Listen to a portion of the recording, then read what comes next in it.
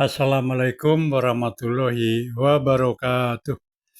Saudara, kalau kita membaca buku sejarah nasional, ternyata Snokgorgone dan Van der Plas itu dua orang penjajah Belanda yang memang sengaja didatangkan ke Indonesia, tujuannya untuk membina para imigran Yaman yang didatangkan dari Yaman ke Indonesia.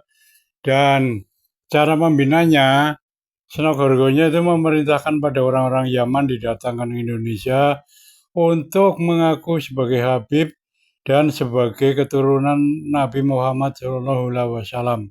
Nah, itu liciknya penjajah Belanda ya.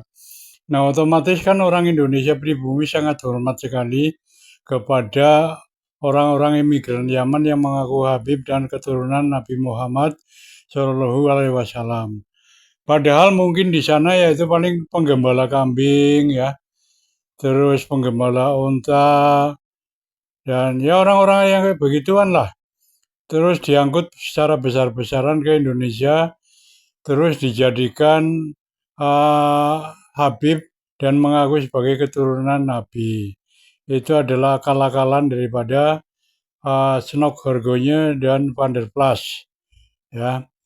Jadi kalau ada zaman sekarang Habib-Habib ngomong Indonesia tanpa Habib belum merdeka, ini biadab sekali dan kurang ajar sekali.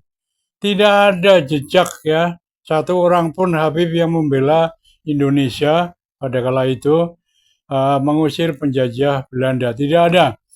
Mereka semuanya adalah antek Belanda dan mata-mata Belanda yang sangat berbahaya ya. Lebih bahaya dari Belandanya itu sendiri.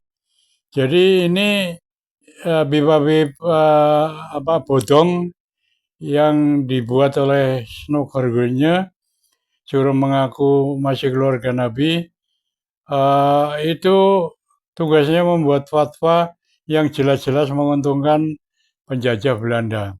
Jadi fatwanya kurang lebih begini, fatwa bahwa menyerang Belanda adalah perbuatan dosa dan diancam masuk neraka. Ya otomatis pribumi ketakutan ya. Nah, itulah pinternya penjajah Belanda. Jadi sekali lagi Habib-Habib yang saat ini menggaungkan bahwa kami adalah pejuang kemerdekaan Indonesia, itu adalah bohong besar ya. Bullshit itu. Tidak pernah ada itu yang namanya Habib itu membela mengusir penjajah Belanda, tidak ada. Ya, yang ada adalah malah menghancurkan pribumi, ya, malah membodohi pribumi. Sampai saat ini nih kelakuan Habib-Habib imigran Yaman tugasnya adalah atau cita-citanya ingin membodohi masyarakat Indonesia sehingga nanti bisa direbut Indonesia. Cuman sayangnya ini kok pemerintah diam saja ya, padahal mereka sudah jauh berbuat onar, jauh berbuat membahayakan NKRI.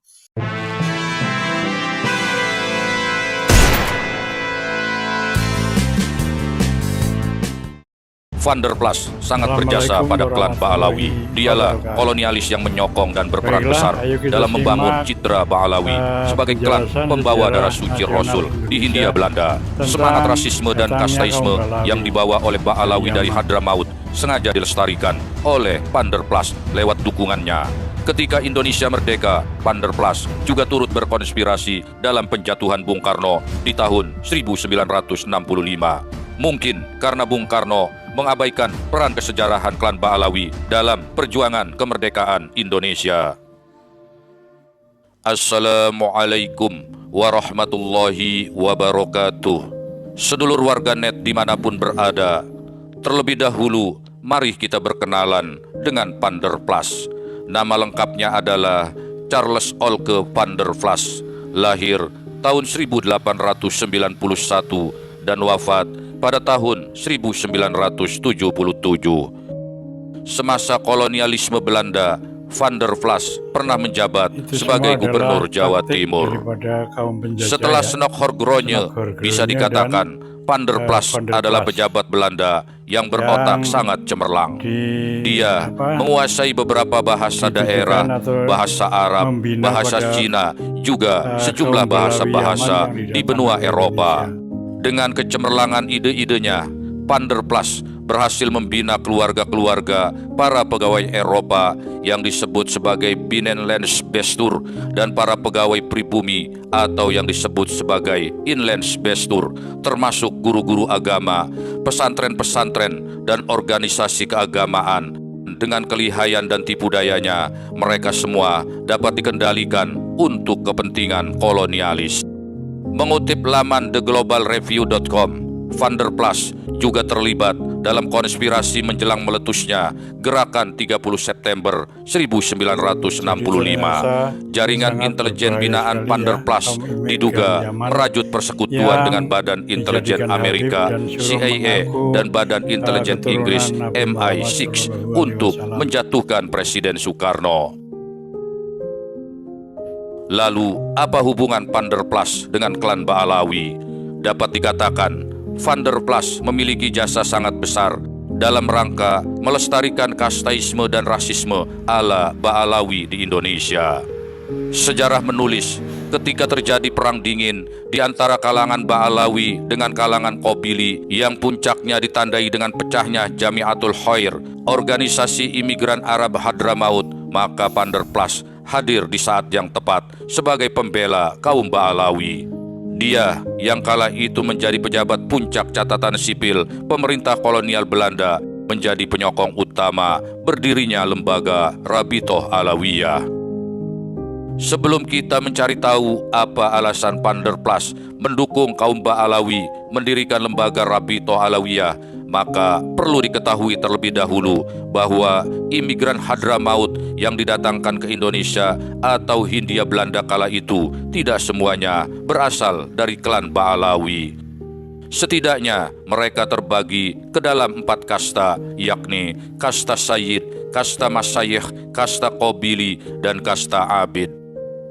Klan Ba'alawi sebagai pengklaim juriah Nabi atau Sayyid berada di puncak keempat kasta Hadramaut itu.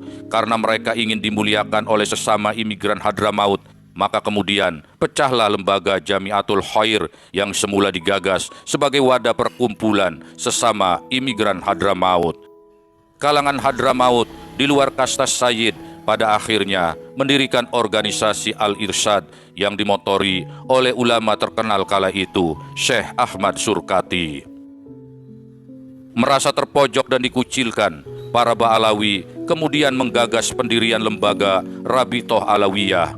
Ide ini mendapat sambutan hangat dari Van der Plas. Alasannya adalah karena Van der Plas dapat membaca bahwa semangat dasar Rabitoh Alawiyah adalah ingin melestarikan rasisme dan kastaisme.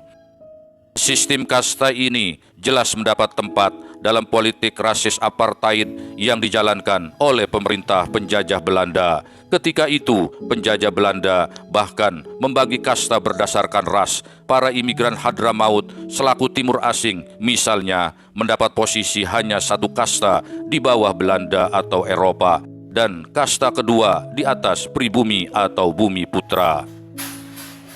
Alasan pendirian Rabitoh Alawiyah sebagai lembaga khusus untuk ras pembawa darah suci Rasul sejatinya adalah bentuk kesombongan dari klan Ba'alawi. Sebab pada kenyataannya pembawa darah suci Rasul di Nusantara pada waktu itu bukanlah mereka keturunan pengungsi Hadramaut yang datang pada masa kolonial, tetapi jauh di masa sebelumnya pembawa darah suci Rasul sudah bertebaran di Nusantara karena Jumadil Kubro dan keturunannya melakukan dakwah Islam dengan strategi ingin membaur dengan kaum pribumi. Mereka menikahi para putri raja dan putri bangsawan Nusantara hingga banyak kesultanan menjadi pembawa dan pelestari darah suci Rasul. Demikian juga dengan para ulama pesantren atau kiai, banyak yang terlahir sebagai keturunan Rasulullah Shallallahu Alaihi Wasallam.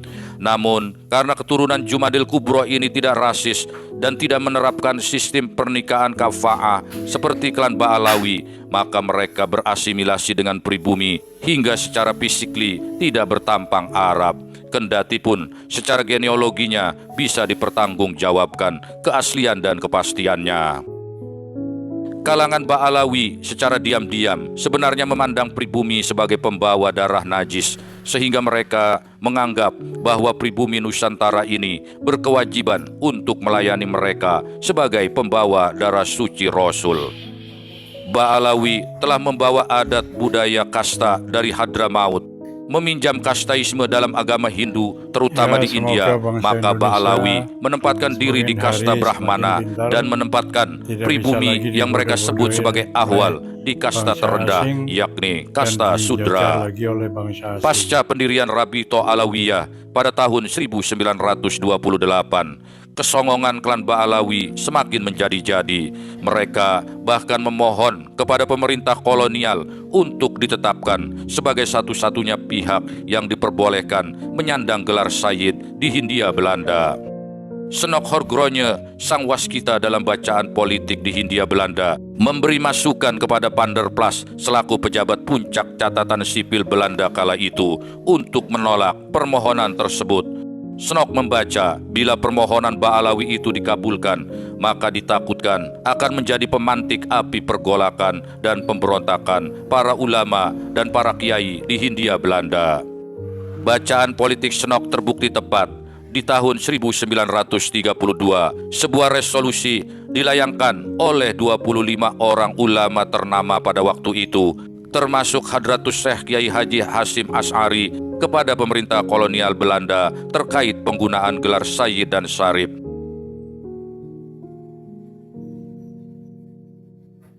Tak lama kemudian, masih di tahun yang sama, pemerintah kolonial lewat catatan sipilnya menyatakan penolakan terhadap permohonan gelar Sayyid untuk para klan Ba'alawi sebagai gelar atau sebutan di depan nama mereka. Sebagai pelipur duka, Panderplas agaknya memberikan solusi agar mereka menggunakan gelar Habib di depan nama mereka. Sejak itulah dikenal istilah Habibisme, atau yang oleh Soekarno atau Bung Karno disebut sebagai Hadramautisme. Bung Karno bahkan sama sekali tak mempercayai apa yang disebut olehnya sebagai brosur bukti kebenaran. Sebutan ini agaknya dimaksudkan sebagai lembaran atau buku catatan silsilah nasab klan Ba'alawi. Terbukti di masa kini catatan nasab Rizik Syihab memang terverifikasi sangat ngawur dan tak masuk akal. Ketika menjabat sebagai presiden, Bung Karno tetap mempertahankan keyakinannya bahwa Ba'alawi tidak terverifikasi sebagai juriah Rasulullah Shallallahu Alaihi Wasallam. Hal ini dapat dilihat dari bukti-bukti sejarah bahwa Bung Karno tak pernah secuil pun menulis keterlibatan para habaib dalam sejarah kemerdekaan Indonesia. Jika kemudian terdapat tokoh seperti A.R. Baswedan, kakek dari Anies Baswedan, yang ditetapkan sebagai pahlawan, maka dia adalah keturunan Hadramaut yang bukan berasal dari klan Ba'alawi. Demikian pula dengan sejumlah nama lainnya. Sikap Bung Karno itu sepertinya tetap berada dalam pantauan Panderplas. Di samping harus tetap menyokong rasisme dan kastaisme yang dikembangkan oleh klan Ba'alawi lewat lembaga Rabito Alawiyah, bagi Panderplas, Belanda juga harus tetap balas budi atas jasa Ba'alawi sebagai sekutu setia yang sangat berjasa mendukung penjajahan. Berkat persekongkolan dengan klan Ba'alawi, Belanda dapat meruntuhkan Kesultanan Banten. Demikian juga dalam memadamkan perlawanan Aceh dan membungkam habis pejuang para ulama tarekat Banten, Jawa, dan Madura. Seperti disebutkan di awal, Panderplas kemudian juga turut berkonspirasi dalam penjatuhan Bung Karno di tahun 1965 lewat apa yang disebut sebagai Panderplas Connection. Di era reformasi, terutama di masa Presiden Susilo Bambang Yudhoyono atau SBY, keberadaan kaum Habib kembali menguat. Di samping karena sepak terjang Rizik Syihab dengan FPI-nya, juga karena SBY sendiri memberi angin segar dengan mendirikan apa yang disebut sebagai Majelis Rasulullah yang melibatkan sejumlah tokoh Habib seperti keluarga Habib Kuitang. Akibat angin segar pemerintahan SBY ini, panggung-panggung sholawat menggema di berbagai tempat, pendawiran terjadi di berbagai pelosok. Demikian pula dengan tindakan semena-mena lainnya yang dilakukan oleh mereka yang berasal dari klan Ba'alawi. Bisa dikatakan, tak ada rasa hormat mereka terhadap warga bangsa yang lainnya. Tak peduli itu ulama atau umaro, kiai atau bahkan presiden sekalipun, semua bisa mereka caci maki seenak udelnya.